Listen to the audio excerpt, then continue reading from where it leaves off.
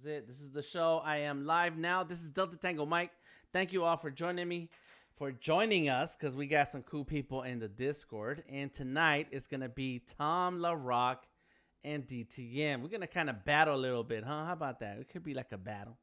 Get on the stage, get on the ring. Well, we are on the live stream. And once again, I am Delta Tango Mike. Tonight we're going to talk about NFT for illustrators, what we know today to get started, or stay away. Stay away. You heard that? Stay away. Get away. Move from this thing. And so we're going to have a great discussion where we talk about the pros and cons on either side. And then we're going to take you through some of the processes, or a process that I know I'm going to try, and I'm open to it. Everything that you hear today is for educational purposes only. Please take the time to do your own research, ask your own questions, and come up with a plan that works for you. NFTs, the way I understand it, and we'll go more into detail, is another marketplace available for artists. But just like any other marketplace, there are costs involved, there are steps involved, and it's not just financial costs.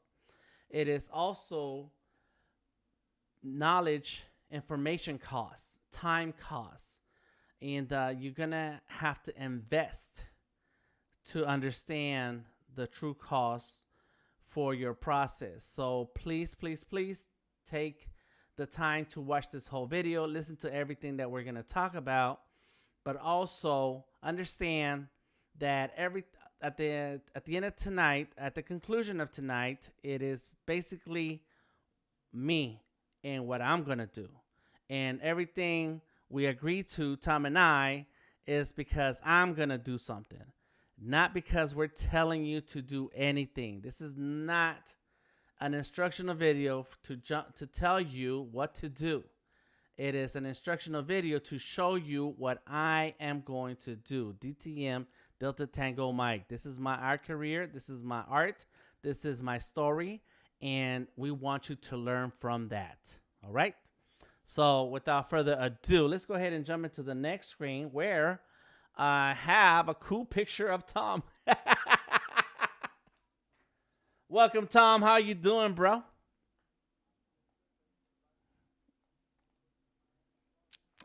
Yes, sir. We sent the internet all the way down to Miami to come and bring you all the way back to Atlanta and then show you off to the world, even if it's a picture of yourself.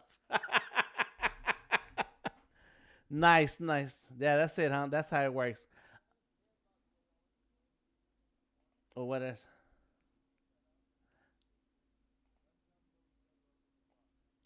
What did I do?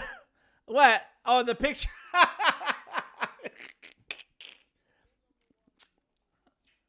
That's is that how you apply that rule? Is that how you apply that? Tell me, because I did not know. Yes, so there we go. We got Tom in the house. And anybody who wants to get in the conversation, there will be a time and place for it. And we do have some people already in the Discord hanging out. We have Motor Void, we have Los, and Bree is in the house. Welcome, welcome, welcome. On the chat on Behance, let me get some of these screens out the way.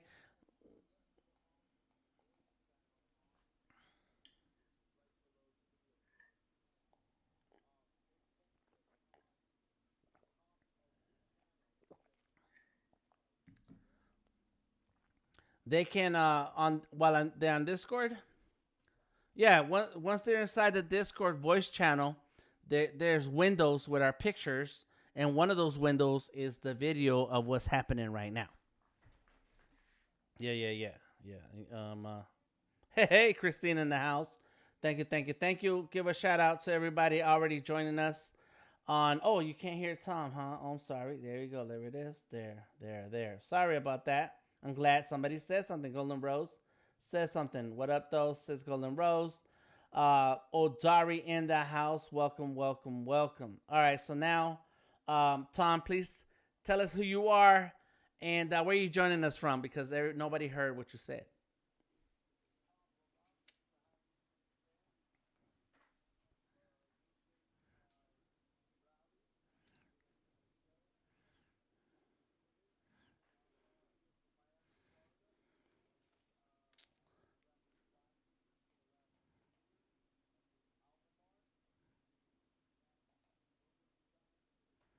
Hmm. Okay, hold on. I think that my audio is still busted. Hold on, hold on. Sorry. How about now? Say something, Tom. Microphone check. Oh, there it is. Oh my God. I'm sorry. That was a good intro. You guys missed out. That's my fault. That's my bad. My bad. My bad, y'all. I messed that up, and I did not mean to throw Tom under the bus for with the audio. See, you gotta remind me, and anybody should do this. Is check your audio. My God. All right, so go ahead. So Tom is joining us from Miami. We've been doing some research. What kind of research are we doing, and why? We just there's so much hype on this bringing your art to the digital world in the crypto market by creating NFTs or non-fungible tokens, which we'll get into the definition of. And everybody's hearing the keyword NFT all over the internet for the past couple of weeks. So we want to kind of round up our notes on what we kind of know so far, and we want to kind of summarize and kind of at least give some basic information on what we found, and try to use that to help people kind of at least get an introduction in the proper way. Okay, cool. So, again, as I mentioned earlier, we're going to have 4 different sections in today's live stream. It's going to be short. We're going to jump right into it. We hope that you pay attention. And if you have questions, please drop it into the chat, leave a comment, or reach out and connect with us through the Discord. We're going to be on the Discord. We're starting to share some of the things that we know and share how we're willing to take a step into that direction for ourselves, for my personal self. So this is the lessons that we're learning for ourselves, and we're taking these steps so that we can learn something from it, and hopefully you learn something from it, and then you have more information that you can then add it all together in your head and figure out what you want to do. Go ahead. Was that something there? Was it somebody? No? Okay. All right, so let's go ahead and jump into it. All right, so here are the 4 parts that we're going to talk about today, and outline them so that I don't have to remember them because there's a lot. So number 1. And the drawing you have, before you begin, may I just ask, can you give some provenance to the drawing you have up there and where she comes from? Yes, so this drawing here is, her name is Penny, is a character that I created for this big project that's taken me many years to move slowly through. It is a comic book and mobile game character. She is so in this world, it's called art. In this world that we call art life, there are artists who are superstars. The artists are the superstars, the visual design illustrators. And they compete in yearly, quarterly competitions, kind of like the Olympics. And so this is our latest champion, Penny. And she is a lifelong artist who likes to create and bring joy to the world. In her art career, she has built a reputation for being super smart, super talented, and her philanthropic, is that the word? Philanthropy? Her philanthropy, I don't know if that's the right word. Anyways, for helping and raising awareness into giving young kids, young children, the chances to develop their creative self. So no, it doesn't matter the medium, doesn't matter the style. It's all about creativity. So in this world, we celebrate creativity. That's what the art life is all about. So she is the current champion, and she is wearing a mix of Azteca Moderno and Cyberpunk, something that I put together and as part of my personal art.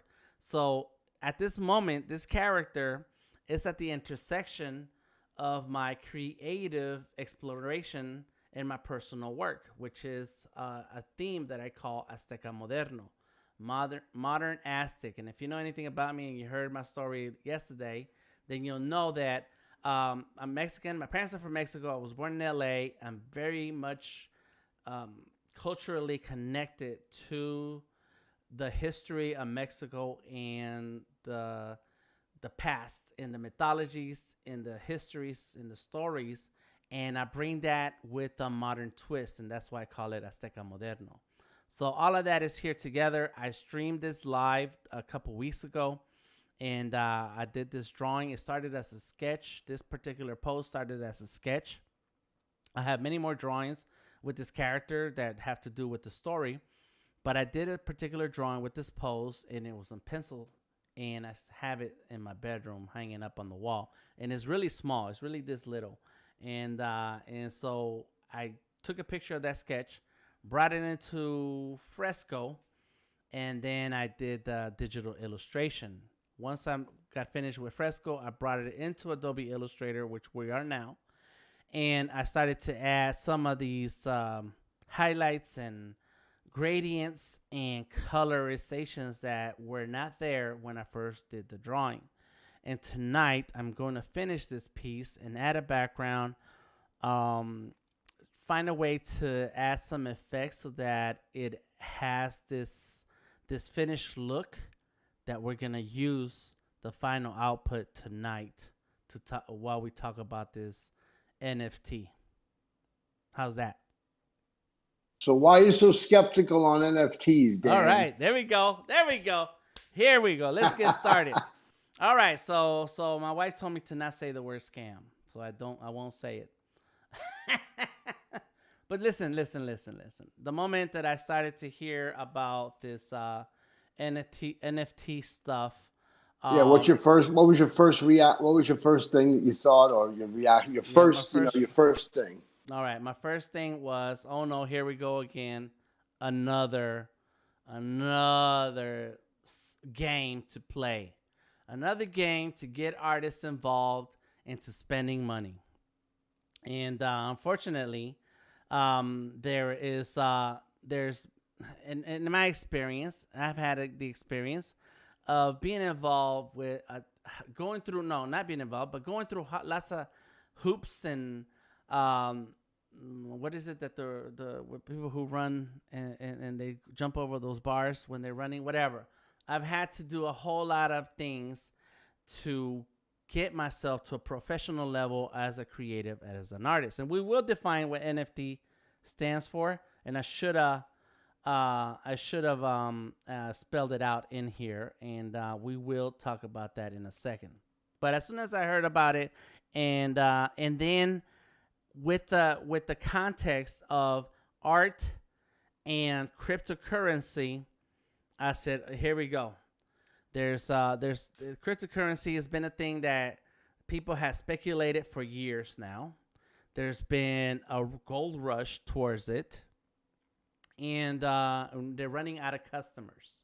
They ran out of customers, and this is what I see when it comes to music industry conferences, because I've been there. All kinds of careers and industries conferences, like the startups conferences, I've been there.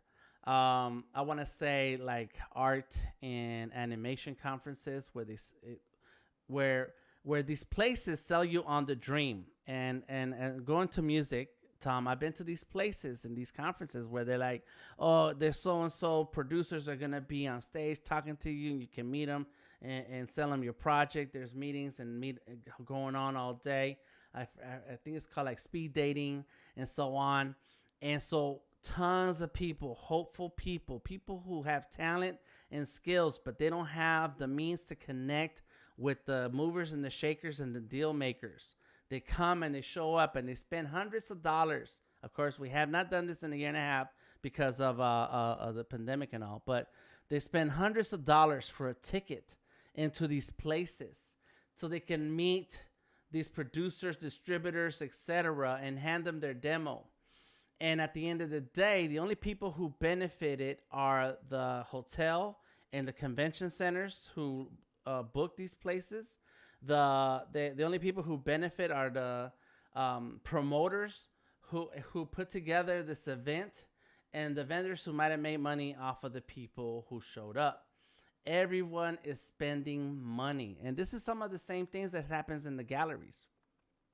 Galleries, depending on the gallery that you're dealing with, they take half your money on the sales. They may or may not have collectors. I was a curator. I was an art curator for a long time, and my whole purpose was to give non-fungible tokens, says Golden Rose. Thank you. Hurdles. That's correct, Golden Rose.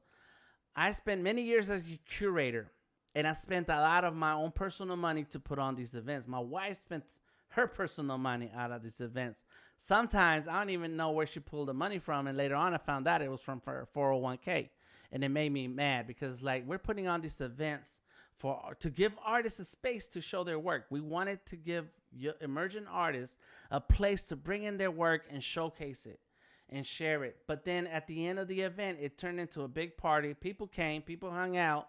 There was food, there was alcohol, there was all this entertainment, and art did not sell.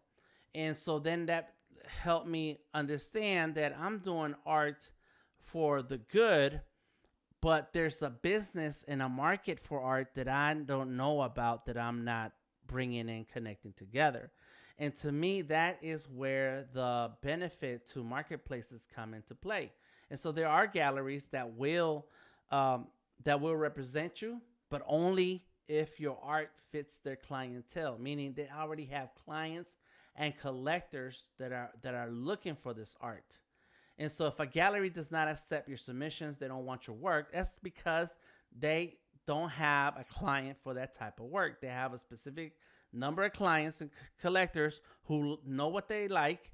And so this gallery's job is to continue to find new talent who has this type of artwork. And one of the things that's happened a lot with galleries and these other marketplaces is that it becomes a game. It becomes a game where only those who know somebody can get to somebody who has somebody with money, who will then buy some artwork. And it feels like we don't know enough of the game to get to those somebodies to then be able to sell our work at a price point that is going to benefit the artist. And a lot of times artists get taken advantage. You know who else takes advantage of artists? I'm going to tell you. Who? Art stores. And I'm not pointing fingers. There's a couple art stores, there's like 3 or 4 in Atlanta. And it's not their fault. I'm not saying those are bad people. But I am saying that a piece of canvas will cost you $100. You'll spend 200 hours painting on that canvas, and it will be hard to sell that canvas, that painting, at a price point that an artist can sustain themselves. It happens a lot. I've hung other art shows for other people. I've worked with other art exhibits, and I've hung their artwork. And these exhibits are in a warehouse where it's ugly and dirty, and it's hard to find parking and hard to get in there. And then people have to pay at the door to get in. They come all dressed up, and but they come to party and hang out, and the art becomes the backdrop. Nobody buys the art because they're not there to buy art. It's an art show, but it's really more of an event. There's music and there's alcohol and food. And so people come to party. It's a hangout. It's almost like the club. And I'm hanging artwork. I know the shows. I already know what the show's about. I'm working with the show to help them hang their work because I have lots of experience on that. And then artists drop off their work, and I'm like, okay, cool. I need the tag. I need to know how much, blah, blah, blah. They tell me $5,000. I'm like, what? Yeah, this painting is $5,000? But you know who's coming through the door, right? People who don't have $5,000. They're buying $1 beers. If these people had money, they wouldn't be hanging out partying here. And so your art is not going to sell for $5,000. But the artists put in a lot of time. They put in a lot of effort into this. And the canvas itself costs a lot of money. Canvas, paints, pencils, markers, all of that costs a lot of money. Art schools is another marketplace that takes advantage of artists. And what's happening is that they sell you this dream. These conferences, these events, these industries, they sell you the dream. These companies, I have a big Cintiq sitting right here in front of me. Look, there it is. All right. $3,000. They sell you the dream. They say, if you buy this, if you buy a ticket to this, if you buy this software, if you buy these art supplies, if you learn to paint like this, if you get an art degree, you can make money in this thing that you like. And that's the big pie in the sky, selling the dream. And at the end of the day, you realize it's all a game. There's a game involved. There's a game where it's about who you know, who's involved, who do you do favors for, what circles you run around. All right, can I interrupt you there? Because let me tell you why. Let me just recap for how many people we have watching on Behance. How many people came through so far on Behance? Two people came. 2 people. Okay, we're talking to the 2 people on Behance. We also have 10 in our Discord, so we're talking to 12. Okay, so I just want to recap what you said because I took 1 full page from top to bottom of notes based on what you're. Okay. I'm calling them gripes. Okay. Yes, they're and gripes. The reason I stopped you is because you have a whole page of gripes. But I stopped you because you went back to the top where you're saying it's all a game. Here we go again. So just to go over what you just said, to clarify, when you first started and heard of NFTs and crypto art, you were first thinking, here we go again. Oh, no, not another game. They're trying to trick us into spending money. Yes. We're going to have to jump through more hoops, and they're going to want us to do more things. Okay, right? Yep, that's it. And as far as cryptocurrency, when it first came out, you thought it was a lot of speculation. Everybody's rushing to the market. But if you actually looked at the price of cryptocurrency, that really happened. That gold rush you're talking about happened at the end of 2017 when everybody was texting each other, hey, do you have Bitcoin? Do you have Bitcoin? It's going up. It's going up. It's going up. So that's when the gold rush happened. But Bitcoin came out in 2012. You also said that you thought that maybe this was because crypto like Bitcoin, they need customers. They're out of customers. That's right. They're out of customers. Yes. Right? Okay. Yes. Tech companies are doing that right now. Tech schools are doing that. And to get you there, they're going to, quote unquote, sell you the dream, correct? Yep, that's right. They're selling you the dream. And then now these next ones I noticed, starting from the beginning, what your gripes are, I think they're legit. Okay. And now what we're going to get to, I'm just going to recap the rest of the gripes you had, which I think are all your gripes based on the old way this was set up. And it's important to mention that NFTs are the best thing going forward that I could see, the way the artist has total freedom. And I'm going to point that out when I have my time. Okay. But here were your gripes about the old school way that I find. Okay. You're definitely frustrated. Yep. You would put your time and money in, and the wife would spend her hard-earned savings to invest in artists to bring them to market. Yep. There was a lot of physicality. You had to set it up. There was days of planning. There's politics to it. Who you're going to do it with, who you're going to invite, where you're going to do it, right? Right. And you need to have the right connects to, quote unquote, get in the game. Artists are taking advantage of.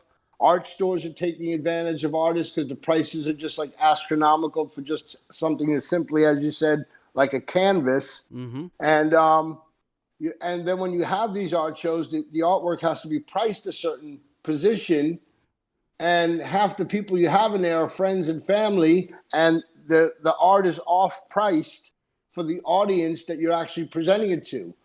So it's almost like you did all the right steps, but now the audience is the wrong audience. Right. And that could lead to frustrations and being sold the dream. So that's what you kind of, just to recap, I just want to be clear. Yep. On those were your frustrations Those are some of my frustrations. Correct. and gripes. Right. And just to cap it off, because then I'm going to cede the floor to Tom. Thank you, though, Tom, for jumping in, because I was starting to go off the rails there. Calm myself. That the part where I said the Nino customers, this is happening in a lot of industries. And it happened in the tech school field. And I teach at a tech school. So I'm not talking bad about people who pay me a check. But I am trying to open your eyes to how capitalism works. And Tamika said that's a game called capitalism. Is that it's a supply and demand. And when the demand slows down, we have to find create a new demand for the supply to continue to flow. As long as the supply continues to flow, somebody earns, somebody benefits. When the demand slows down, now you're gonna have to find a new sort of demand. And so here's the game with the tech companies and the tech schools. For years they were like, we need more coders, we need more coders, we need more coders. It is $15,000 to $25,000 to attend tech school for 12 weeks.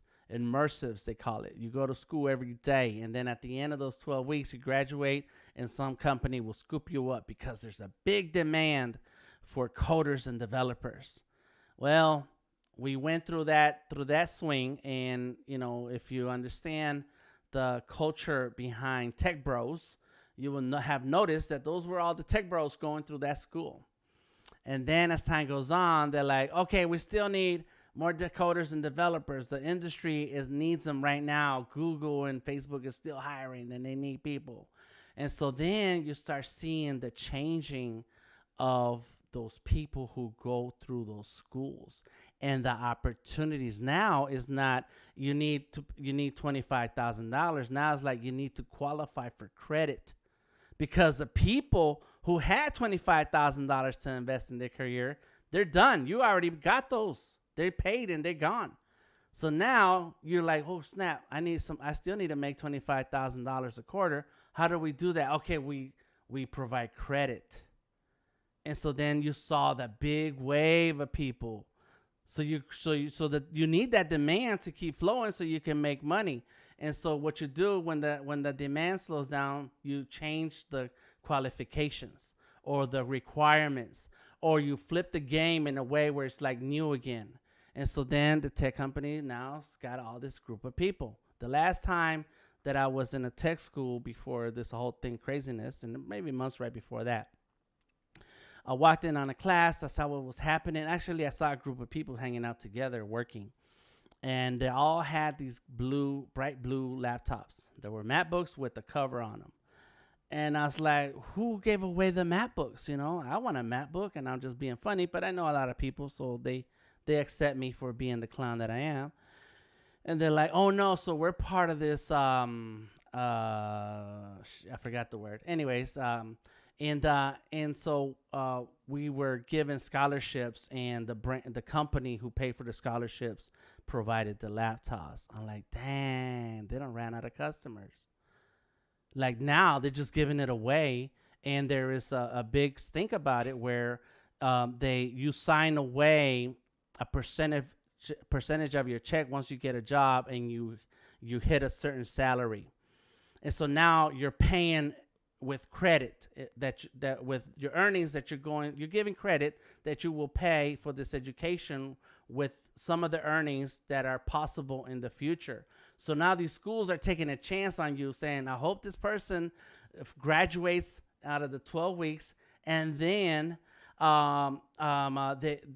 will make our money on the back end. And Tamika says that can be applied to almost every industry. And that's how I see this Ethereum and Bitcoin. It's like we've reached a level where people who have $20,000 to pay for one Bitcoin, I don't know, $50,000, whatever the number is, we've run out of those people. So now we need to say, hey. But wait. I just have to interject, because if you just pull up in front of you the Bitcoin price, look at the price of Bitcoin over the all-time. Mm-hmm. The demand is at an all-time, not low, It's the opposite of what you're thinking. It's at an all-time. Right, but that's not why. But I'm gonna tell you wait. the why. I'm telling you the why, and I'm gonna finish so that you can start. I'm telling the reason why is because those who entered early, and I know a lot of those people because I looked at them like, you stupid. They entered early, and then it hit $20,000, and they're like, yeah, what about now? What about now? I'm like, okay, well, good for you, bro. That worked out. But so they made a huge chunk, and if those people, It's safe to say they might have some discretionary crypto funds to spend. Right. Hold on. But that's the good thing. That's the good side. So right now, Bitcoin is at $55,000, $229. I'm saying, look at the chart, the actual chart, and it goes up, right? It goes up, and in February, it's at an all-time. It hit February. It hit 57,000. Because I'm making a point, and listen to this. This is the point. The point is that there were some people early who made this big chunk of change, and now everybody else who was on the outside is like, oh, I went in on that game, but it's not gonna jump, and it may jump. It may take a long time to jump to 100,000. So if you jump in at 55, you're not gonna make the same $50,000 that the person who jumped in at $2 has made so far.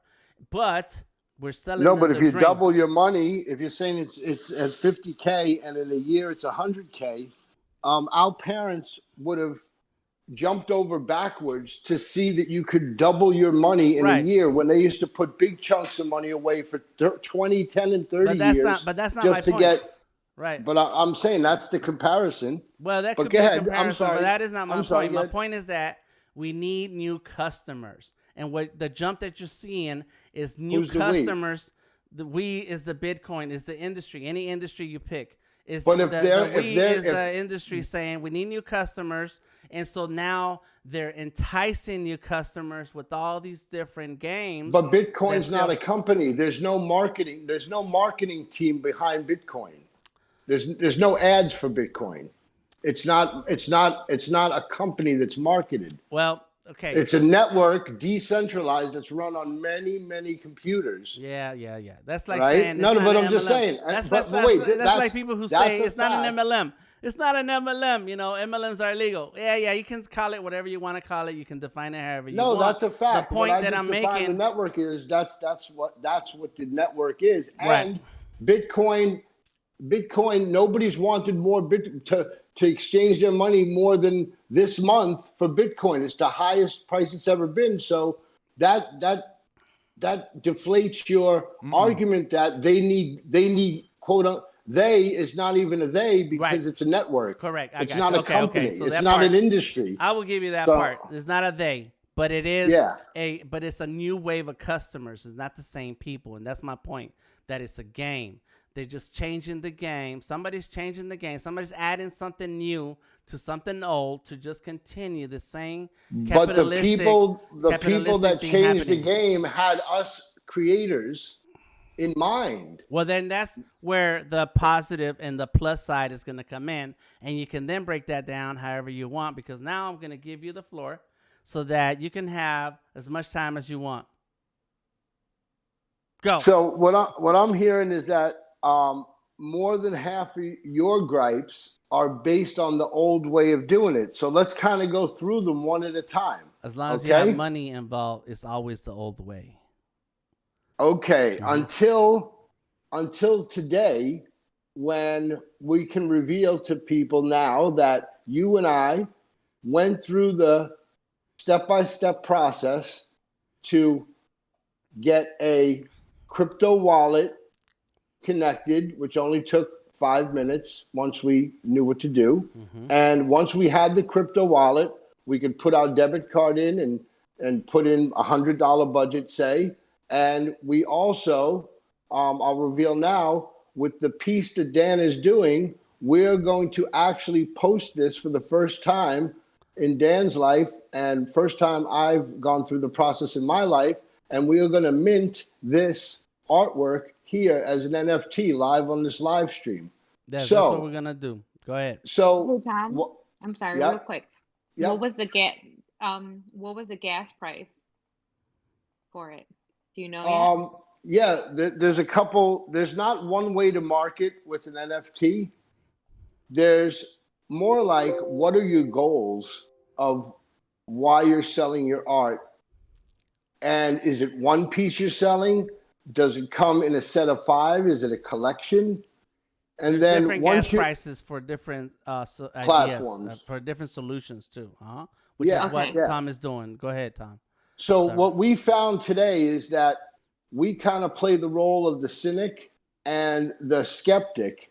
And we spoke to experts in the field. We were on Clubhouses. We had side conversations, side phone calls. And I really tried to present to Dan a well-rounded mix of people and their experience with NFTs. And what we came up with is that today on this stream, we don't have a lot of time, but with the time we have, we want to at least show the person who doesn't have any resources other than their digital art, who doesn't really have or know about this or that. We're going to show a simple way that you could bring your NFT to market that doesn't cost a penny, totally free. And you could have a piece of digital artwork on the internet tonight. There's steps you have to go through, and we're going to briefly outline them here in this first NFT live stream, Behance, right. DTM, Adobe live stream. That is the last step. But the second step on tonight is for Tom to tell us, why should we even do this? Why is it so great? What is the point? Why? And those are my gripes, and you can call them old school gripes or gripes that have been around a long time ago. Are they capitalism? Is it a new opportunity? You can call it whatever you want, but that is the thing that comes to my mind when I saw this whole NFT, and I've seen it before in many other industries and other areas where the game has been there all along, and now they switch it and add something else. And then here comes another rush. And then they switch it and something else, and here comes another rush. And eventually there is a bubble burst. There is a bubble burst. There's been a bubble burst in every industry, in every decade in this country, and I'm pretty sure around the world. And people lose money. And the stories that we hear from about online and social media and whatever. For every one success, there's 1,000 failures. You're trying to say. That's correct. They're not necessarily going to be the same successes that normal people, everyday people, are gonna experience. So that is my position, and that's what I had to share. And now it's Tom's turn to tell us, here's where all the good stuff about non-fungible tokens comes into play, and how an artist can benefit from it, or anything else you want to say about it. So I too am an early adapter.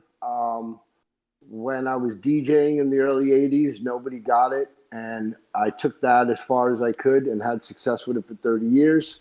When podcasting came out, I was in Japan in 2002. I brought the term back. I was trying to hype people on this is the next new wave of radio. And it took years for people to get it. And now everybody's a podcaster. And I was there. Before we had iPhones, I was hanging out with celebrities, and I was using my own cameras that I'd buy at Walgreens, and I would struggle to sneak it in, and I would get video footage and selfies before anybody even had an iPhone. I was an early adapter of that style, okay? And when Bitcoin came around, I was already frustrated with banks, being a DJ and getting bum checks from promoters or nightclub owners. And I was sick of standing in line at banks to actually confirm that they had the money in the bank as opposed to dropping it in my bank account. So when Square came out on day one, I applied for a Square account, which is basically what PayPal is. And I was one of the early adapters to Square and PayPal. And I wish I had bought stock in those things that I believed in, because, that would be a good day. And so these are all, and video DJing and video mapping. I was at the forefront of that. People consider me a pioneer here in Miami, which I didn't want that moniker because I wasn't trying to be the first. I was trying to be the best and the most paid, not the first. But that happened. And I have a really good feeling about this. Since the inception of the iPhone, I've been into photography. And then in the early 2010s, I started getting into making what's now called digital art. And I could say here today that I think you believe in me, Dan, as a person. Yes? Yes. Yes. And you've seen my creations that I remix and create on an iPhone solely, right? Yep. Correct? Yep. That's right. And if I add up all the hours, there's hundreds of hours spent there practicing and honing my style, which I haven't really even shared with only but small communities like ours here on Adobe and Behance and Discord. So I look at this as an opportunity. If I could get my art directly out, like the same way I can get a DJ mix by posting it on SoundCloud or Mixcloud, and by tonight I can have artwork up, I can have my hour-long DJ mix, and I can share it with the world. If I could do that with digital art by not having to go through a gallery or who I know or what I know in the art world, couldn't you agree that that might be a good avenue to check out? Yeah, sure. Yeah. So that's what I saw in NFTs. While you might have seen something different, I kind of saw the excitement in that, and that artists might actually have a chance here. And I already understood digital payments and where this thing is going, and I believed in Bitcoin. So I was like, okay, I get it. The only thing here is this art market. Can I say something real quick? Yeah, go ahead. Okay. So I don't know if you guys are familiar with some of these, art galleries or whatever, but there's an art gallery that has galleries all over the place called Alman Rec that is actually going to represent some French artist named César, I think Piet, something like that, with an NFT drop in like a couple of days. So art galleries are starting to trying to get into this. So of course they are. Let me explain something now. Dan, what did we hear from an industry insider today on the attitude towards people actually in the NFT community about galleries now trying to get in a space where it was created so that we can empower through information artists to have a way to keep the gallery out of the discussion? They've been in charge too. What did the industry insider say today, Dan, if you could recap? That they wanted to go get around galleries. The purpose was to get around galleries and not have galleries as the gatekeepers. No more gatekeeper. You are going to be empowered to learn how to get a crypto wallet as an artist. You're going to be empowered to learn how to buy a little bit of Ethereum, which is another form of cryptocurrency. And then you're going to learn how to buy somebody else's that you like's artwork for $1 and support them. And at the same time, you're going to learn how to put your artwork as a JPEG or PNG, or we got to start simple. So we're going to start with photography, JPEGs, PNGs, before we get into multi-level video and audio, because that broadens the discussion of options. And we're going to take it from there and try to empower you here and show you how it can be done. And that's something that each person here as an artist has to kind of own. That's the most important and integral part of this whole thing, is that you understand how you could do something and you can make something of it. Something that might have not had any value now can have value because you didn't have a market for it. People that made money in cryptocurrency, people that are collectors, people that get it, are looking for people like you guys. So what you need to do is get in front of that market. And you need to get in front of those people. It's like there's many tech people that never had access to art because they're introverts. They never knew anybody in an art gallery. They didn't feel included. But now they have a crypto wallet, and they might have made a lot of money through Tesla stock or Bitcoin or any other digital way, and they want to support artists. So you have to bring your art to market, and that market happens to be bubbling right now in digital art. And That's what an NFT is. It's bringing your physical art or your digital piece and putting it on the blockchain as a piece of art and signing a smart contract, which is basically a digital contract that you set the terms of. And the art of it is that you get paid when this gets sold again. You get a royalty. You're not even there. Your artwork sells for $10,000. You get an immediate 10% if you put 10%. If you put 30%, which I think is kind of high, 10% is kind of the industry standard right now. You get, and you'll find out when you do your research, you get to cut this in. So you want to look up smart contracts, and we're going to share some videos, and we're going to share some simplified ways that we studied to bring Dan to market here tonight. All right. Is that it, Tom? I don't know. You want to push my button and ask me something? Push your button. So, Monica, go ahead and did you have anything else to add to what you were saying? And what I heard you say was, go ahead. Yeah, I just wanted to add that that a lot of the tech industry was literally being like pushed away by galleries. Because galleries are like you said, Tom, the gatekeepers of art, and they didn't want to sell to these big tech guys, even though they were rich or whatever, because they didn't feel that they were the right clientele, and they have a sort of a reputation to uphold. So they found a way of getting around it. And I think it was funny. I was in the room and we were discussing how this gallery decided to, we're going to get on in it too. And everybody was just like lost in it. Like, why would you do this? Like, it defeats the purpose of doing an NFT. Why would you as an artist want to go through that? Because then the gallery gets their cut. The gallery is supposed to represent artists, and then artists has already been burned by a gallery because the gallery was like, we'll represent you. They sell it, but then at the last minute they changed the currency, and they came up with their own currency instead of using Ethereum or what was originally in the contract. And so the artist got burned. So as long as you're in control, then you have the power to put in there like how much you're going to want, and then in the later end, if it gets resold and your popularity goes up, then you get it. I'm gonna give me just a.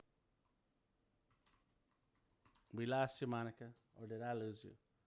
That's true, Monica. Yeah, we've also in this pandemic time in this last year, we've went from a physical wants to more virtual wants. And people often ask, when you make a piece of digital art and put it and submit it as a piece of digital art, can you connect a physical art to it? The answer to that is yes, you can. And that would be connected with like a QR code or whatever. But a lot of times the purchaser of the piece, the collector, might or might not even want the physical piece. So the emphasis here is really on a virtual piece. And how could you make an offering that would increase in time if you were consistent with it? How could you, what do we say, Dan? Increase, build your build your what? Collector base. Yeah, your collector base. Yeah, you're getting ready to jump into the other thing. So let's let's go ahead. Let's say that it's creating and curating personal art, getting that visual content that you already create out into the world that they can collect, but also let's see, where is it? Build community and grow your personal collector base. That's what Tom is trying to say. All right, so let's get into the next part, because this is the last.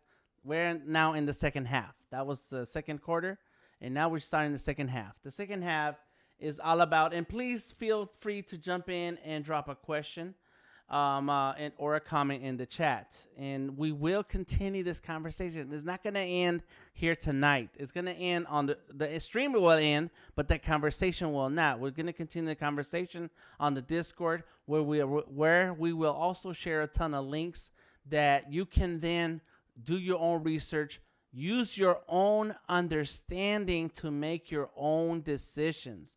And the point that Monica made and that Tom made is true, is that this is a marketplace where the artist can have full control of the promotion, the sale, the aftermarket royalties, and no gatekeepers are necessary anymore. Not in this place, and which is a place also built to keep the gatekeepers out and get them out the way.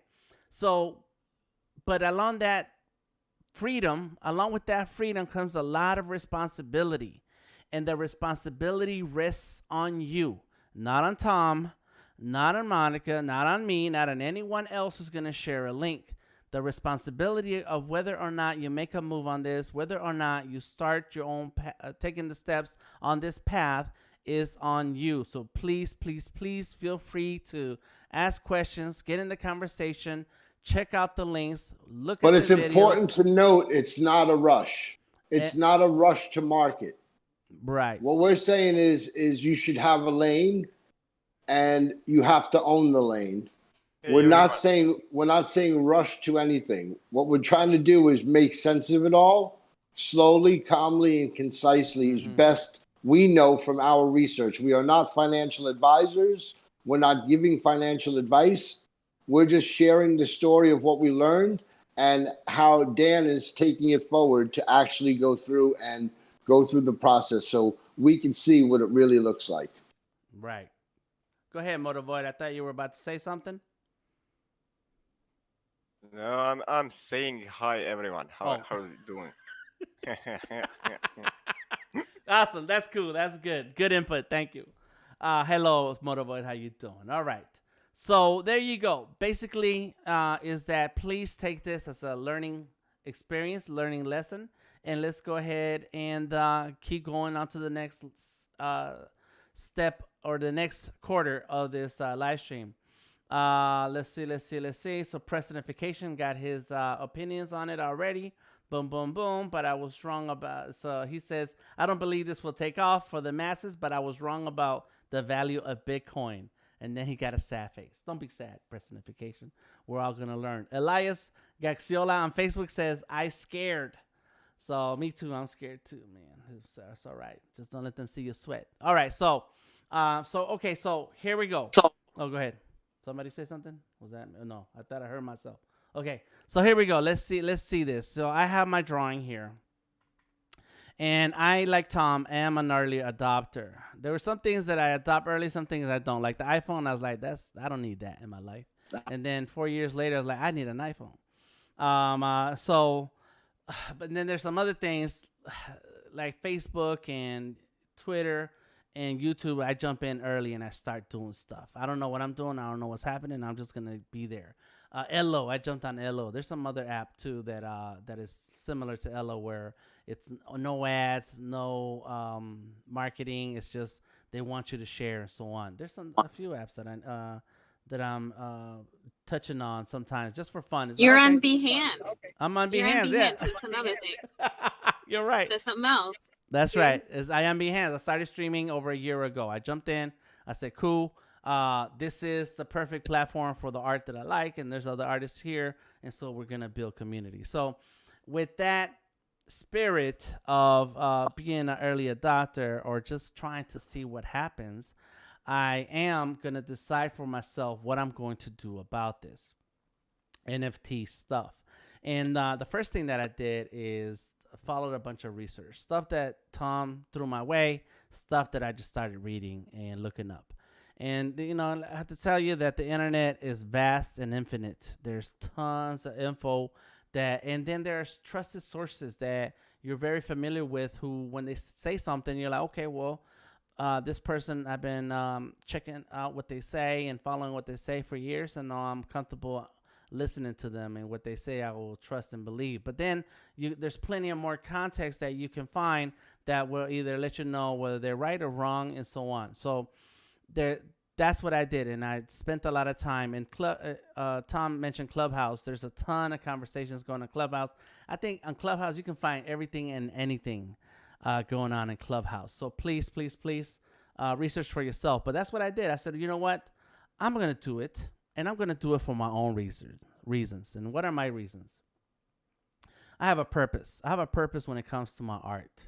I have a purpose when it comes to the drawings and art that I want to create, and who and why I want the world to see it. What is it that I have to say? This is something that we talk about in artist circles that we call the artist statement. You know, you have an artist statement. Your art has to speak, has to say something to those who are looking at it. And there's another saying that says, art should comfort the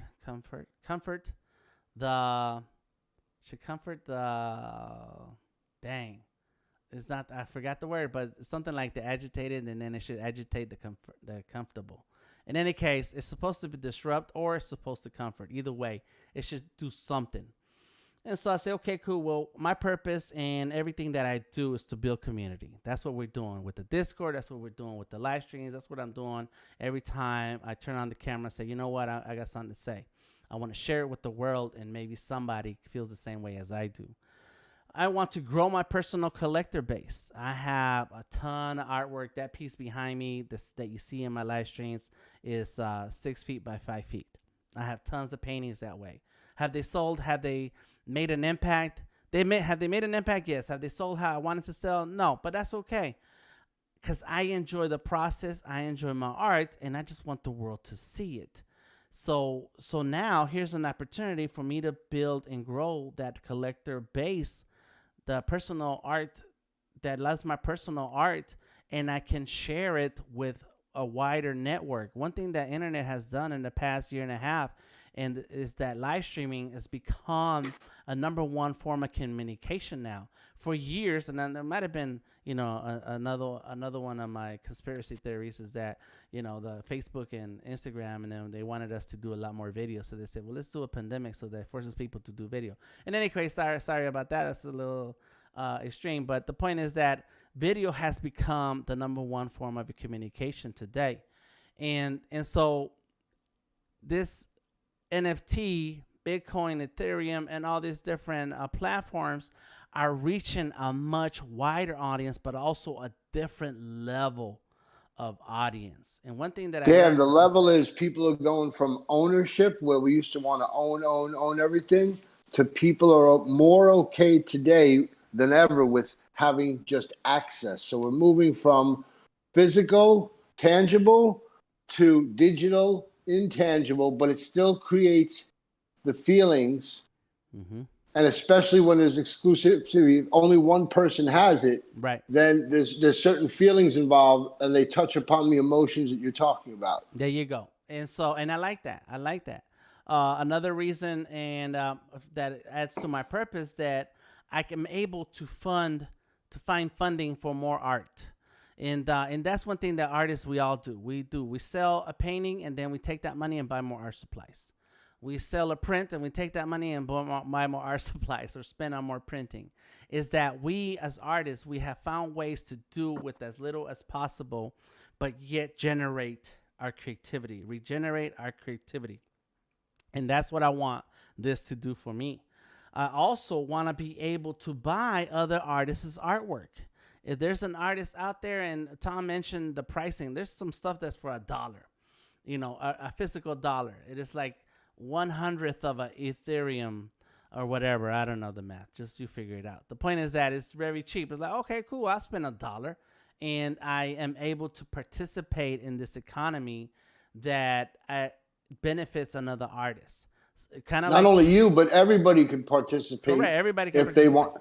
They don't have to have thousands of dollars to buy a piece of artwork. Now you can buy a pretty cool artwork for $1. Right. And say that, and go through the motion of being supportive to the community that you represent. You're an active participant in this economy, kind of like Patreon. You know, for $1 a month, you are supporting the work of another artist by providing that financial support, financial money, and so there, and Kickstarter and the other Indiegogo and many other platforms are like that. Now you are building a foundation of commerce that every artist can participate in. So I like that. I like that for myself. And at the end is about building long-term relationships, you know. And fortunately, I come across Tom and many others that are in the Discord. But with Tom, I've been able to connect with other people way outside of my influence, but so indirectly through the relationship with Tom, and then all of that has started to build other relations and collaborations, to the point is like the world is getting a lot smaller. And so I like that part about being able to build these kind of relationships that are going to lead to more opportunity for my art. And I'm speaking about myself. Okay, I'm speaking about myself. So this is the third quarter, and this is part 3 of tonight's live stream. Is that me? You know what? I'm gonna do this, and we're gonna make this happen.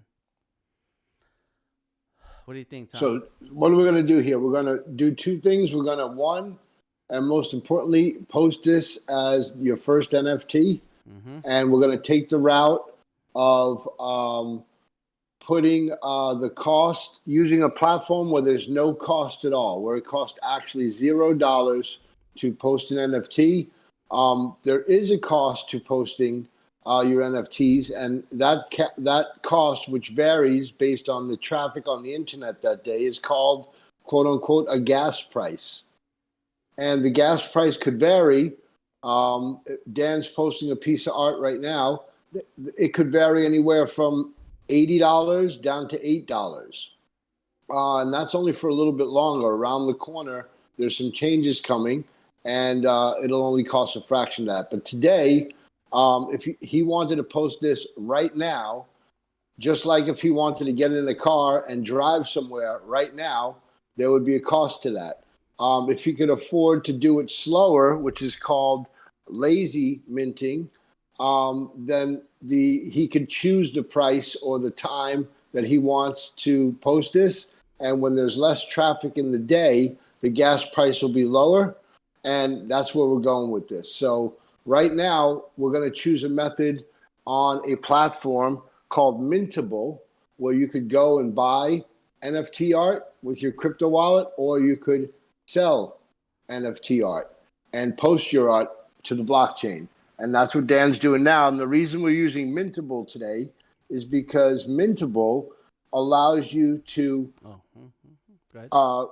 is document and post the artwork, and it is actually minted and added to the blockchain, even though it'll show up in your wallet. It is minted, and the cost is absorbed by the buyer. That's the distinction here. So it's going to cost us $0 here to post Dan's art. And when a buyer buys that art, Dan's going to price that art as well, and price some other things. It's a multi-step process. But while we're doing that, the most important thing is that Dan is going to choose this platform, because this platform allows you to bring your art to market for no cost at all, and the buyer will pay the quote-unquote gas cost. So obviously, it has to be priced higher than the gas cost, plus your time, plus what you want to make as profit. And we even had a discussion on that today. And all these things, all these touch points need to be discussed, because maybe you have an art project. Like I had a dream project. I said, what would be a dream project we could do? And this is what I came up with. Illustrations by Dan Flores, DTM and Tom Laroc, and guests. 3D art by my boy Boxlo Gonzalez. 4D motion graphics by my boy Boxlo Gonzalez. Audio by multi-Grammy award-winning producer Mike Dean. And if I got all these creative minds together, I would love to see what kind of multimedia video story concept we could come up with. And that's just me, like, you know, going out on a limb on what could be possible. And that is correct. So right now I am, so there's a lot of different costs, but there's also a free option. And that's the option that we're going to go with today. I'm trying to remember what happened to my MetaMask. Cause I installed it, but, I don't know if it's not installed in this computer. It's a little fox. It's a little fox up in the browser, top right browser, fox, red fox. Dan be switching computers like you switch shirts on a sweaty day. All right, let's see. Come on, it's already here. Let's see if I can do this. Cancel. Oh, there it is. It's hiding. There it is. I see it now. It's hiding under this thing here. I was like, where is it? It's right here. Come on, open up, man. There it is. Get started. Okay, but now it's asking me to create my wallet. I already have that. Oh, import my existing wallet. I have that. All right, so I need to get my, whatchamacallit. Get my info. I have private info that I need to add here.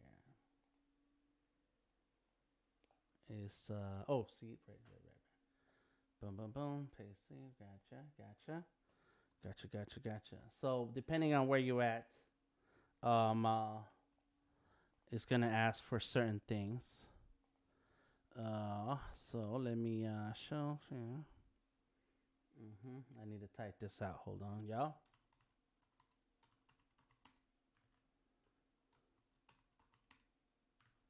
And I know what it is. Dan, I got a text in from a friend who was listening in. Can I read it to you? Yeah. He says, great Discord, bro. How to bounce and hang with the kids, but definitely good stuff. I liked where you were pushing on the old ideas. I'm a crypto dude, and I really felt once this pandemic hit that this thing was definitely here to stay, and NFTs are definitely of interest. Good. Awesome. Sorry, you read it, but I'm over here focused on this. So there it is. Sorry. So there it is. That's my Ethereum account, MetaMask. Okay, pause right here. Right. Could you zoom, before you even go further, could you zoom in so we can really get a view on those three blue buttons? Because once you sign in, and the name of the app we're using today is MetaMask, which is basically a plugin. You want to use the plugin on the desktop. Crypto art is pretty much, you have less chance of things failing if you use the desktop right now. There is an app for it, but we suggest through what we're doing to do it all on the desktop. So download, if you'd like to get a crypto wallet and attach it to, say, your debit card to, say, like what we're doing today, buy $100 worth of Ethereum to see if we could get this NFT posted for under the budget, then this is what we did today. We are not financial advisors. We are just sharing what we did here today and the process on how we got here. So once you get a wallet and you want to hook up your wallet and buy a little Ethereum so you could use it for something, these three blue buttons are the most important. So Dan, why don't you walk us through when you hit the buy button, what are the options? All right. So I chose MetaMask as my wallet to hold my Ethereum. And if I wanted to buy Ethereum, I can click on that buy.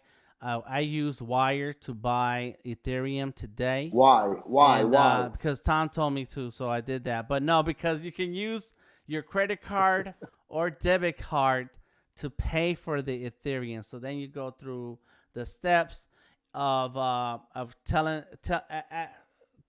putting in how much Ethereum, how much money, what's in your budget. So my budget was $100, and it said that for $100 I can get half of one Ethereum, and then it tells me what is the Ethereum exchange rate right now. For one Ethereum is $1,800. transaction fee of $5, network fee of $6. Again, this is the stuff I was telling you about before. In any case, so my total cost would be $111. But because my budget was $100, I said, well, how much does it cost to get 95? And let's go here, or $90 worth of Ethereum. I would get 0.048. Also, it's less than half. It's not even half. It's a half of a percent of Ethereum. Sorry, I'm good at math, but right now I'm trying to say it out loud. So so then my total cost was $101. So I ended up buying like $92, something like that, of Ethereum at that time. So it came out to $100. So once you buy the Ethereum, then it shows up in your wallet, and that's what I have. You can send Ethereum to somebody else. You can swap Ethereum from other wallets that you may have. So if you already have Ethereum and or own Ethereum in a different wallet, you can bring it in. There's a whole bunch of stuff here that I have no idea what it's about, but as time goes on, I'll figure it out. But right now, I do know that I have $85 worth of Ethereum, which is really 0.0474% of one Ethereum unit. That's it. Now I am in Mintable, and I want to create a NFT inside the Mintable marketplace. I don't know what's the correct nomenclature for this. I'm gonna call it marketplace. And so it says, hey, you need to connect your wallet, and I have that MetaMask wallet. So let me click on it, and it's going to automatically appear. So let's see. There's my account. Or let me go ahead and do that thing again. So it was list for sale, or list. Yeah, create a new item. No transaction fee. Boom. So now, because my Ethereum is connected, now it's not asking me for the Ethereum wallet. So now I'm going to go ahead and create my first item. Now, one thing we did not show you is this part, and I skipped over it. Create a new item. No transaction fee. So that's the easy tab. If I click on the advanced tab, so there's still no transaction fee, but then there's a whole bunch of other features, and that you're gonna have to pay, which is what that question that Monica asked earlier and that Tom mentioned again a couple of times, is that there is a price, as with any other marketplace, to list something in the store. So there's a price. So in here, in Ethereum and this NFT world, is called gas, the gas price. So you have to pay for gas, I guess, because Ethereum is a gas. No, it takes computers. It takes computer power to run. Of course, it takes computer power. Yes, but it's playing on the word, because Ethereum is supposed to be like a gas. That's true. It is playing on the word. Yeah, it's playing on the word. Okay. But that is. But what does it say there? It says here, so includes all features. Traditional is a transaction that is needed. Transaction needed, meaning you're gonna have to pay for this listing. But gas list says no transaction needed, and it won't appear in your wallet until transferred or purchased. You still own it though. So that part I'm not so sure what it stands for, what it means. But I'm gonna go ahead and try the easy way, where it says create a new item. No transaction fee, completely free. Okay, then let's roll with it. You have to. So now let's get into the page. Boom. What kind of item are you making? Art. Listing title is called Penny. I already have my names. I already have my stuff, and I don't mean to do that. But is there a way we could use the word Aztec in the headline? Yes, I am, because it's going to be called Azteca Moderno. Penny Azteca Moderno, and that's the name of the artwork. So let me make sure I can check it. There it is. Penny Azteca Moderno. And I listed the year 2021 DTM _ NFT. That's it. That's the title of my piece. Boom, boom, boom. I'm not going to put the word NFT into the title here, but I made that file knowing that that's going to be my NFT file. And I probably should put it in a folder just by itself. So let me grab those. Cut, and I have a DTM NFT folder. Here we go. Penny NFT folder. Bam. So you have to have art before you jump into this. You got to have art, and know which art piece you're going to work with. There it is. Boom. This is the art piece that I'm working with. I have a story. Tom was very smart early in the stream where he asked me about this piece. Get some history, some background. What is this about? So listing title is Penny Azteca Moderno, Cyber Funk. I like Cyberpunk versus Aztec versus Art Life. That's the subtitle. I want to make it cool and funky and modern. So click to add your private file. So now I'm going to upload the file that is going to be tied and be part of this NFT. So now I'm going to add, I have not gone through this, so I'm figuring this out as we do this right now. So I am going to add the AI file. I think I'm going to add the AI file. That's it. The AI file is what people get. There it is. This is the AI file. Boom. I don't think they want the AI file. I think they want the PNG or the JPEG. But here's where the images, upload preview images. So that's where I'm going to do the. So maybe, okay. That JPEG. Okay. That's where I do that. See, there it is. PNG. Okay. Boom, boom, boom. Uploading your content. Bam. So now the better the description is better. So, and this is where I started talking about. Penny is a art life champion.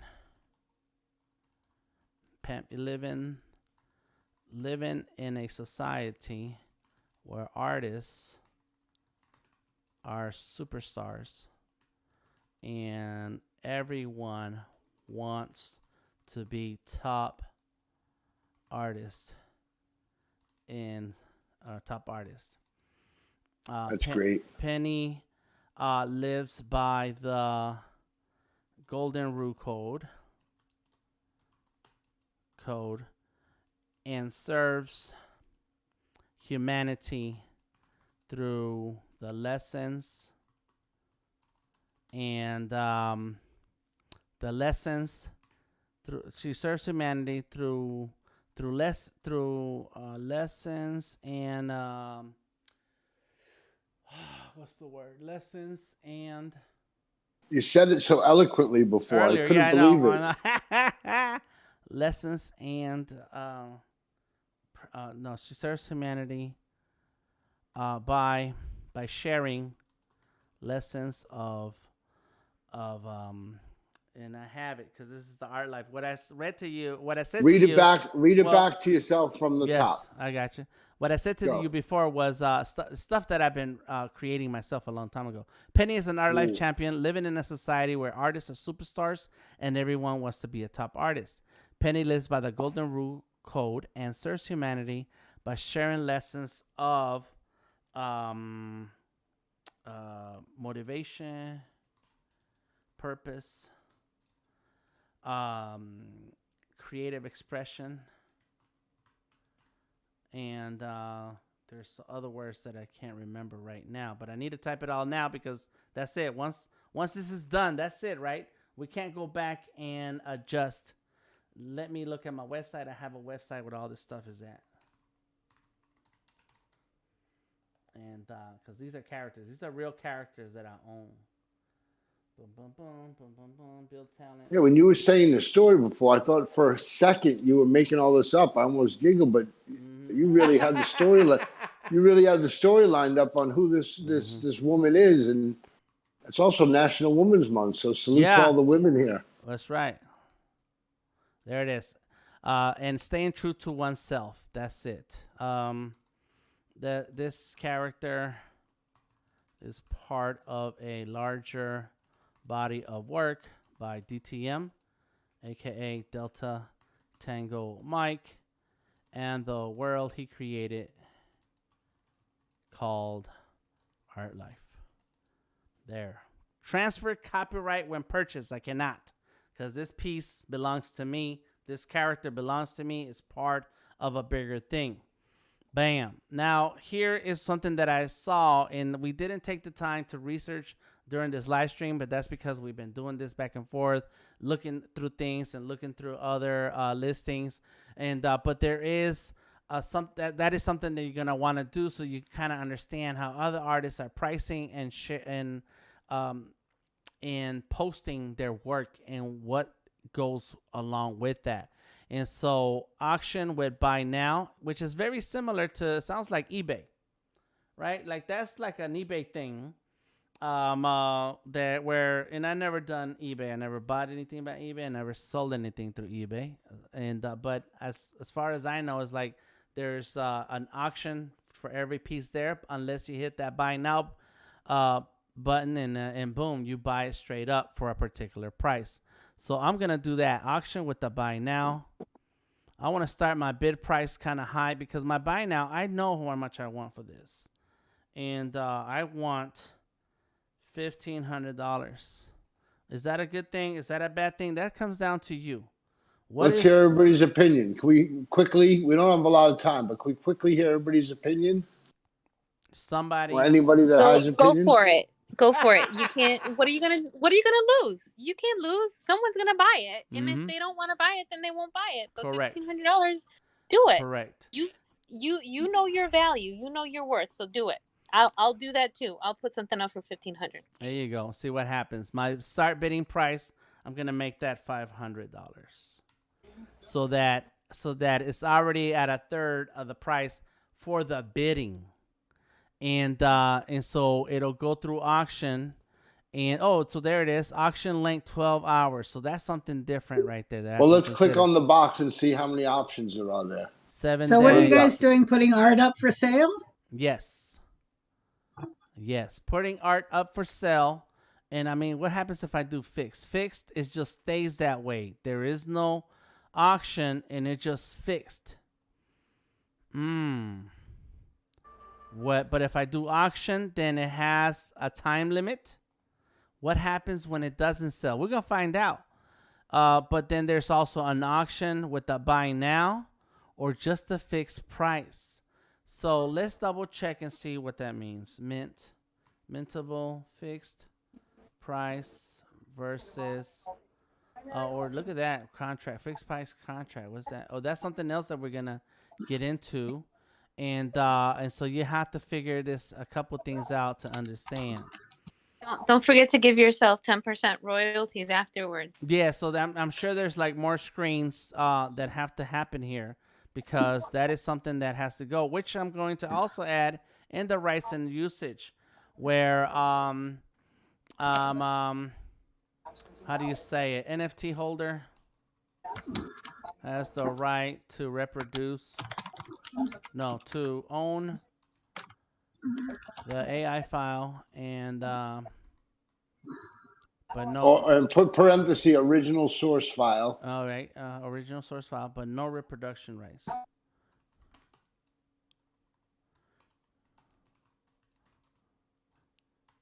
But no reproduction rights. No license to reproduce or print this image has been granted. And but it's an NFT holder may export a high-res PNG from the AI file for their records. There, that's it. So so there he goes. And then so there has to be a place for that. I'm gonna make it a fixed price, and that's $1,500. Somebody want to pay that, they can have it. If they and then this is the rights they get to use. Is that you don't want to create any excitement with the auction, because there is a sense of like I might miss out. I don't know. What do you think? You think that's a better idea? Let's get Monica's opinion.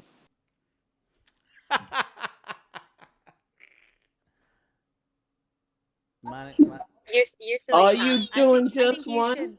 I think you should hype it up. I totally think you should hype it up.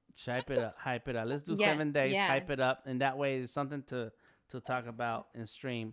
Yeah, And, at least we have a week to talk about Sure. it. All right. And then Golden Rose says, if the AI file is uploaded, then is that what the buyer gets? Yes, that's what is tied in to this NFT, which makes this NFT a much more valuable than just owning a copy of the PDF or downloading it from the internet or anything else, is that you actually hold the AI file as part of your property.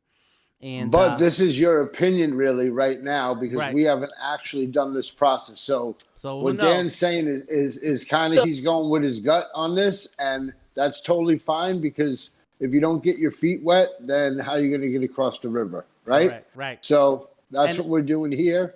And And no matter what happens, we're going with a gut feeling. right. No matter what happens, if somebody pays my price of $1,500, I will roll with it.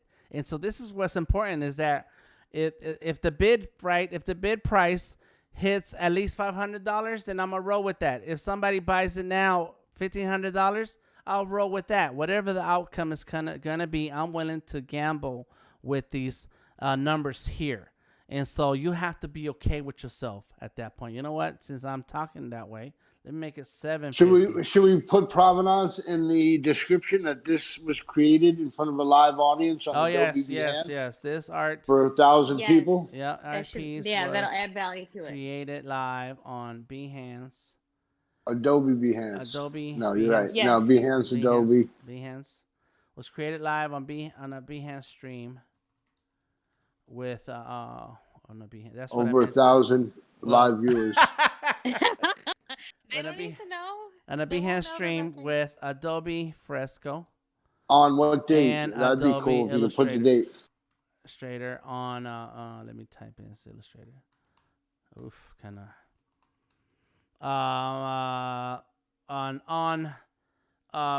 between, it was 2 dates between I forgot the other date, let me look it up in a second, and March 9th of 2021. So you're doing a set price on this instead of the auction? No, I'm correct? going to go with the auction. I'm going to go with the auction, but it's going to have a starting price. Oh, Did Yeah. you put that the? I. Go ahead. That's I'm sorry. good. Yeah. Say that. Uh, Say No, Did I you- was just saying that's good. Okay. What'd you say, Monica? I was gonna say, did you put the day that you created her? Oh, I can do that, huh? All right. Do all right, that and then Penny. say, because you were streaming when you did that too, weren't you? Right, right. So Penny So was add that first to that. created in the summer Sketch form. of 2012. Sketch original sketch of the pose was 2014, I think. I have it, and this is the tedious part. Let's see what we got here. Come on. Now, Dan's frustration levels might seem to be rising slightly due to the many tedious tasks. He's being a good sport and keeping him there. Keeping it going. So vector brushes, Q&A. It was February 23rd. So February 23rd. So this is the other part between February 23, 2021, and March 9th. So now my head is hot. All right, let's go. And I have the file here. And there it is. And this was done 2014. The drawing was done in 2014. An original sketch of the pose was drawn in pencil in 2014. Boom, there it is. Okay, so I think that's a lot of info. Provenance. All right, cool. Let me go ahead and copy all that. Copy, because internet crashes and things happen. Boom, there. All right, paste it, save it. Got So it. they could also contact you to possibly buy the original sketch? They could. My info is definitely already part of the auction, and so when And if we had sell, more time to think it out, we could make it part of a more chock full offering, but we're kind of trying to streamline it. Mm-hmm. But that is possible, yes. That's the whole thing, is you actually build a relationship with the people who are buying your art. That's never happened before. There's always been the middleman. There's always been the gallery. There's always been the buy-in. There's always been the hoop. And that's why we say it's important for you not to pass this process off to a gallery or a friend or a manager, but to actually own it. And we're trying to get out some pain points by going through the steps right here to see what it actually looks like.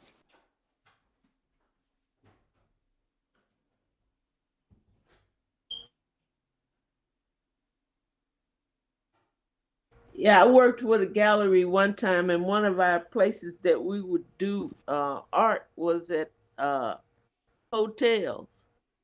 We did a few Charles Bibbs painting.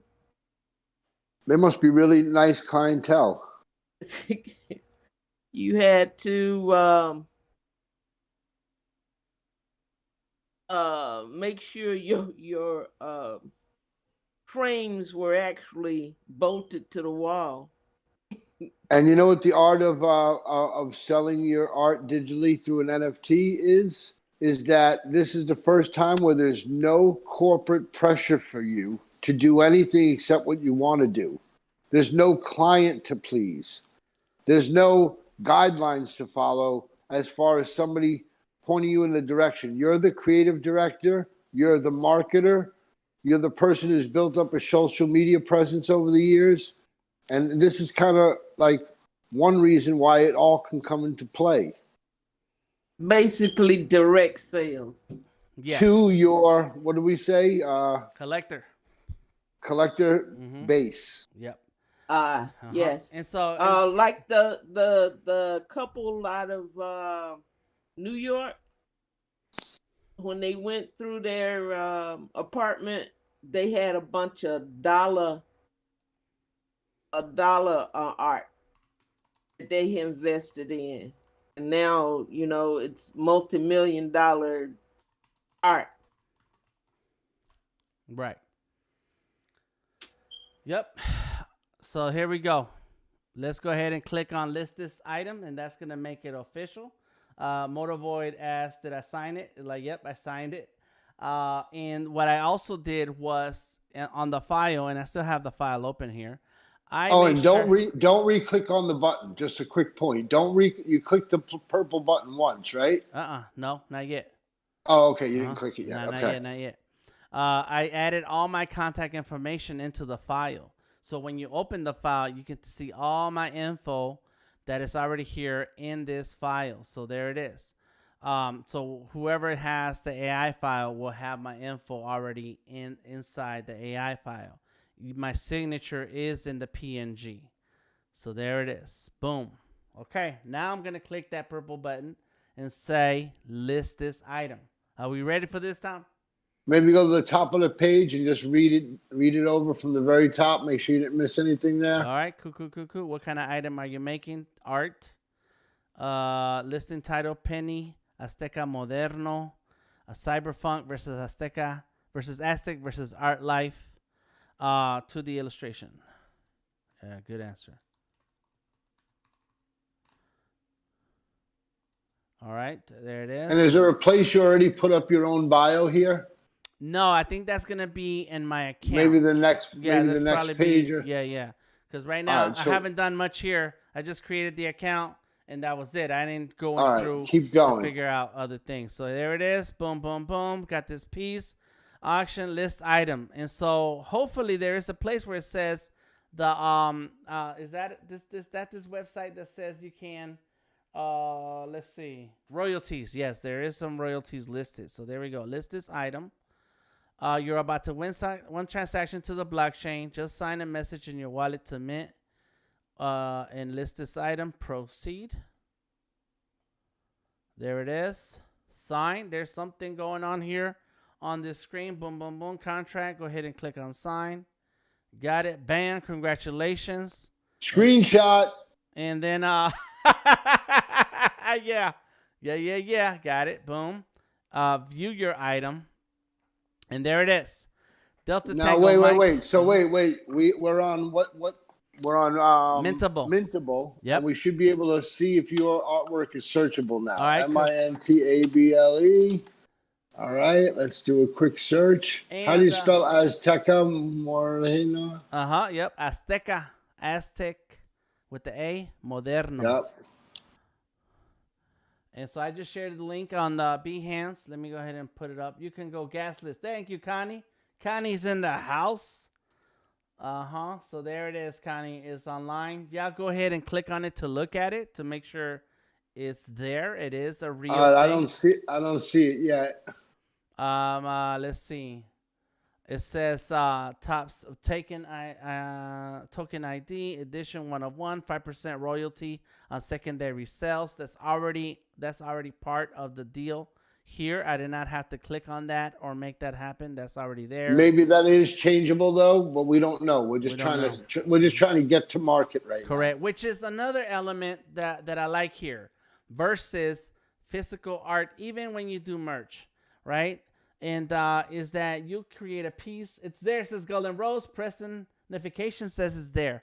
But Tom is doing a search, so it might take a moment for it to become a search result. Where are they seeing it? I shared the link. I shared the link on Behance. Okay, I'm going in. Right. Simulcasting now on Behance. Woohoo! The link took me there, says Christine. So the 5% royalty on secondary sales, that I like. Is like what happens when you sell a painting? What happens when you sell a print and then somebody else turns around and sells that at a higher price point? And so you don't get anything out of that as a creator. You don't. Those days are over. Right. So now with this, there is a royalty, and you know when it's sold because the blockchain, the Ethereum blockchain, keeps track of transactions. And so somewhere within, and I think that's where Mintable comes into play in any of these marketplaces, that it's like a BMI when it comes to music.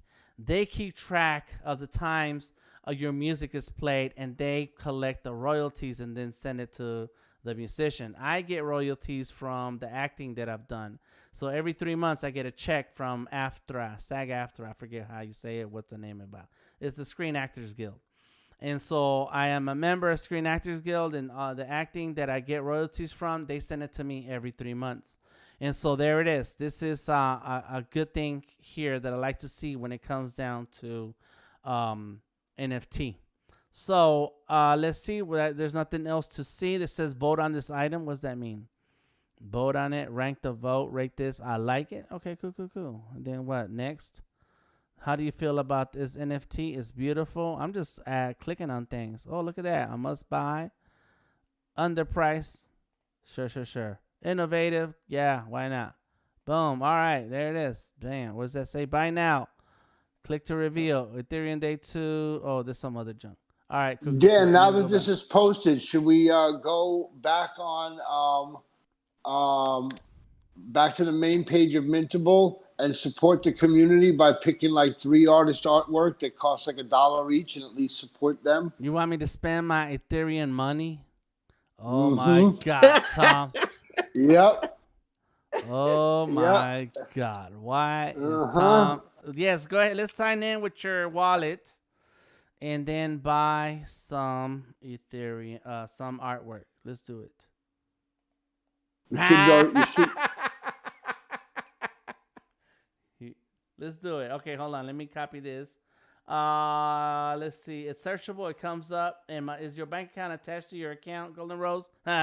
No, it's tied to my Ethereum wallet. That's what it's tied into. There it is.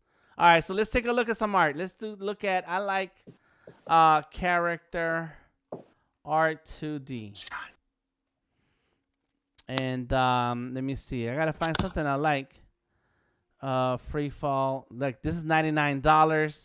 $1,100. This one is on an auction. This is buy now for $500. Why don't you arrange them by price and start from there's the the lowest? skull right here. Look at that. $500. so that I could have stuff in my wallet, right? So what happens? Yeah, these would be the first pieces of art that are in your digital wallet. Yes. Art. But you should arrange it from prices to low to high because we only have a certain budget here, and we're pressed for time. There it is. All right. Somebody got Grogu here for $5. Twitch talk. What the? What is she thinking? A photograph. There's an individual. There's some landmarks. The Emperor. It doesn't. Oh, these are auctions. So I had to do what a bid on the. Yeah. auction. By the time you get to the second page, you get to the auction with the bid nows.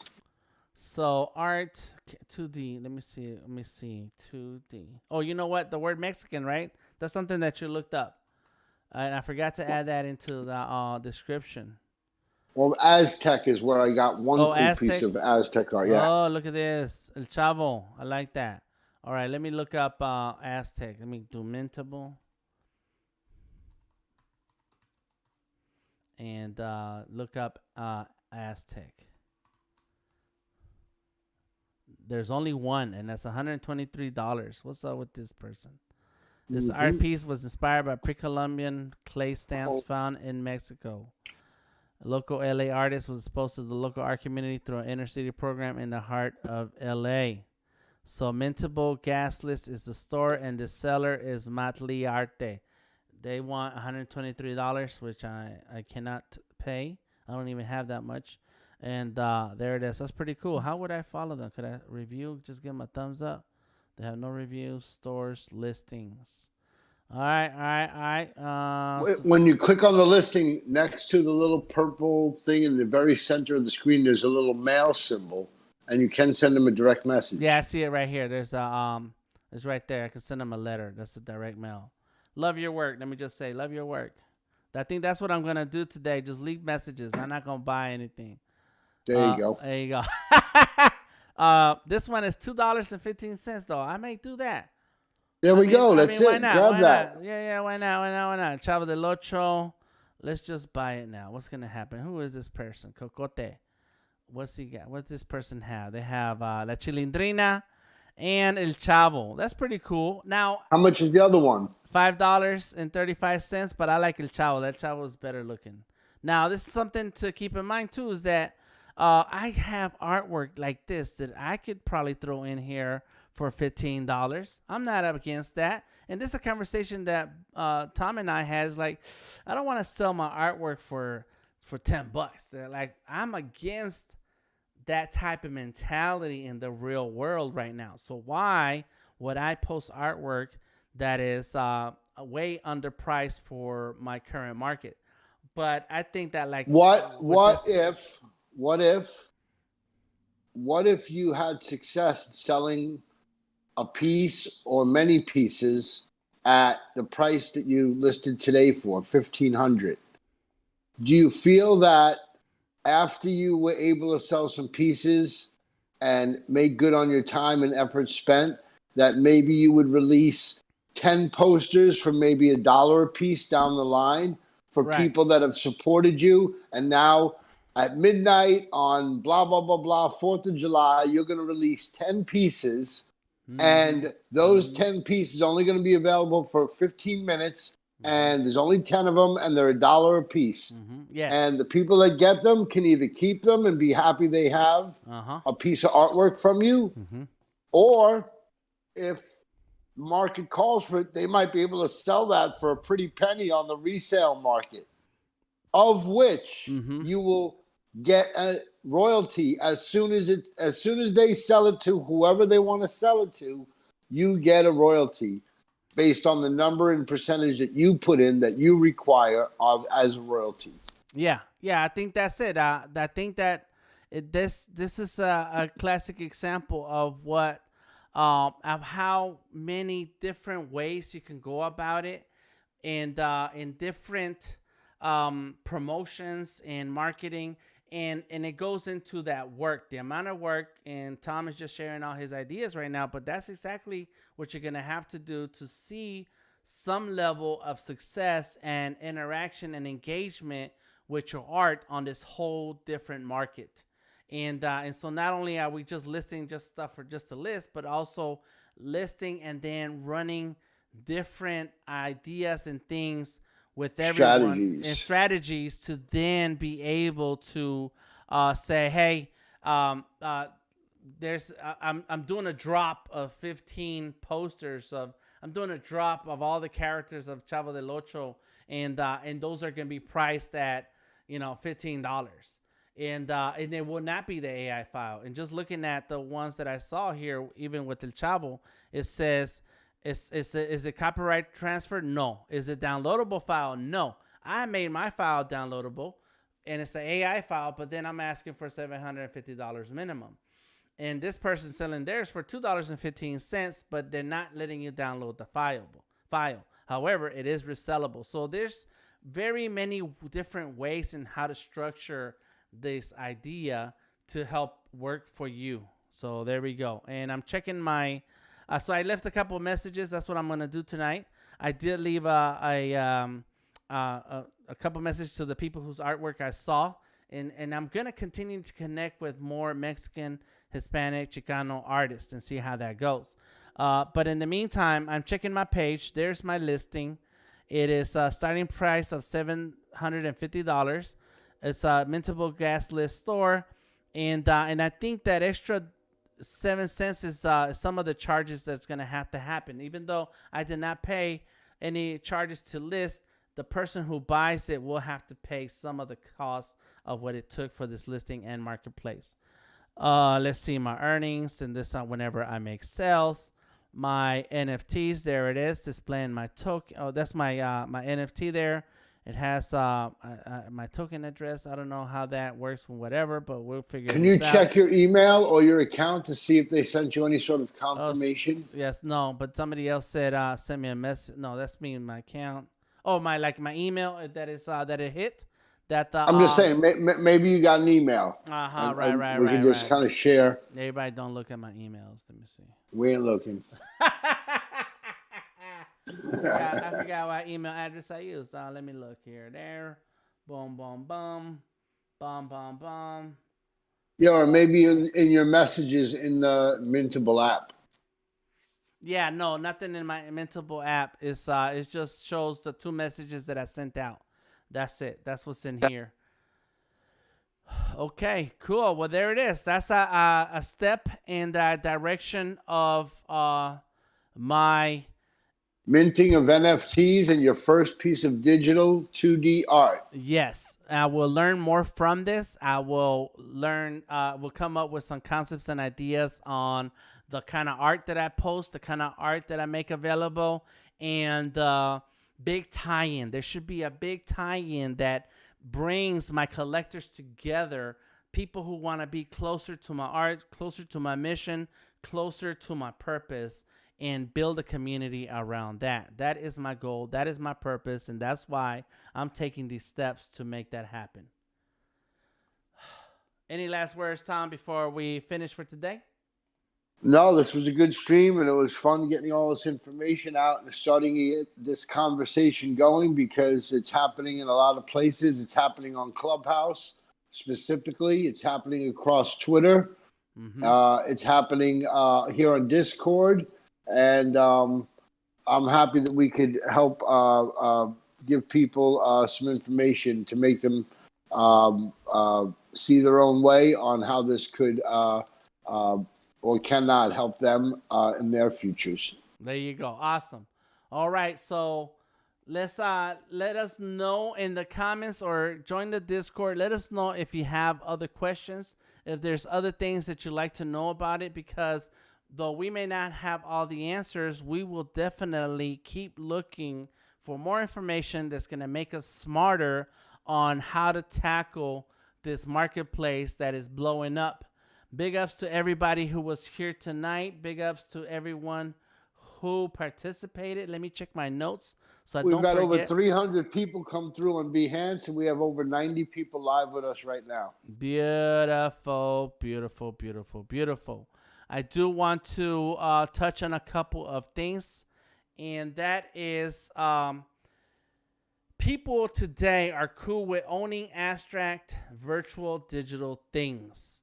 That is what's happening right now. And so if there is, if anyone can mint, but not everyone can market. So that is something that is time to step into and figure it out for yourself. Do it for yourself. Figure it out for yourself. Make a decision for yourself. Let us know what you're finding out that we all should know. Let us know what your experience is like. And let us know if you have any other questions. Big up to everyone who was here tonight. Let me see what everybody says here. Motor Voice says, thanks for the great info, Tom and Dan.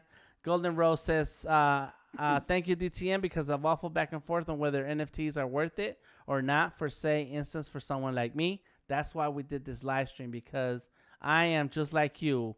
Most of the examples that we see online is all these multi-million-dollar deals, the big-time deals, thousands of dollars deals. Like, we purposely stayed away from that tonight. We stayed away from all the hype. Yep. The burning of this, that of that. We're just trying to go down the middle of the road and be fair and kind of share and be fair. Going from our own personal experience. This is not a pie in the sky deal. This is something that we all want everyone to learn from. So Christine says, thanks again, Dan and Tom.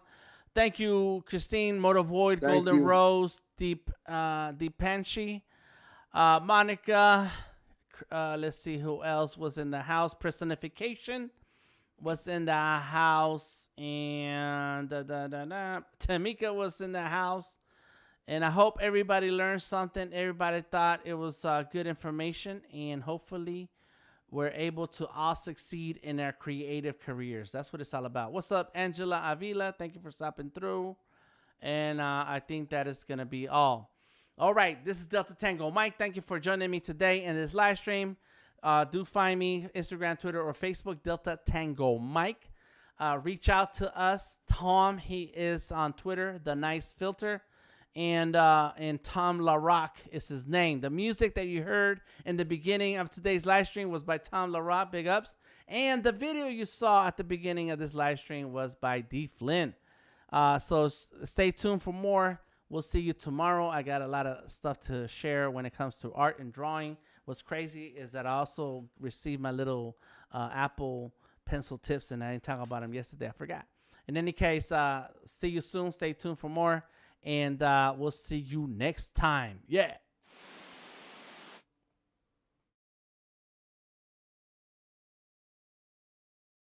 Wow, we left 100 people flat. 100 people are like, what are we going to do now? Dan, that's the most amount of people I've seen live at one time. We've had 60, 40, 65. Maybe even 83, but 97, that's good. Good job, bud.